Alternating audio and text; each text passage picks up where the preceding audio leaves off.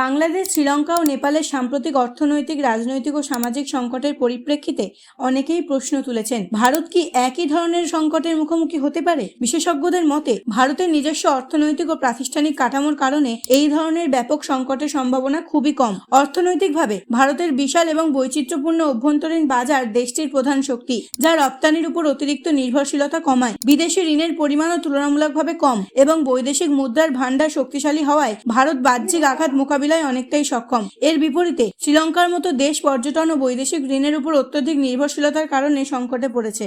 রাজনৈতিক দিক থেকে দেখলে ভারতের দীর্ঘস্থায়ী গণতান্ত্রিক ব্যবস্থা, শক্তিশালী সংবিধান এবং স্বাধীন বিচার ব্যবস্থা স্থিতিশীলতার ভিত্তি হিসেবে কাজ করেছে। যদিও রাজনৈতিক চ্যালেঞ্জ রয়েছে, তবে ভারতের বহুস্তরীয় গণতান্ত্রিক কাঠামো ও বিরোধ নিষ্পত্তির জন্য একটি সুপ্রতিষ্ঠিত পথ সরবরাহ করে, যা বাংলাদেশ, নেপালের মতো ঘন ঘন রাজনৈতিক অস্থিরতার ঝুঁকি কমায়। আর সামাজিকভাবে ভারতের সাংস্কৃতিক ও ভাষাগত বৈচিত্র্যকে প্রায়শই দুর্বলতা মনে করা হলেও এটি আসলে একটি স্থিতিশীলতার উৎস। এই বিশাল বৈচিত্র্য দেশের কোনো একটি অঞ্চলে সংকট তৈরি হলে তার প্রভাব পুরো দেশে ছড়িয়ে পড়া প্রতিরোধ করে। এছাড়া ভারতের জনগণের মধ্যে বিদ্যমান সাংস্কৃতিক সহনশীলতা এবং পারস্পরিক বোঝাপড়া সামাজিক সংহতিকে মজবুত করে, যা হঠাৎ করে ব্যাপক সামাজিক অস্থিরতা তৈরি হতে দেয় না। সংক্ষেপে, ভারতের শক্তিশালী অর্থনৈতিক ভিত্তি, স্থিতিশীল রাজনৈতিক প্রতিষ্ঠান এবং একীভূত সামাজিক কাঠামো ভারতকে তার প্রতিবেশী দেশগুলোর মতো গুরুতর সংকটের হাত থেকে রক্ষা করেছে।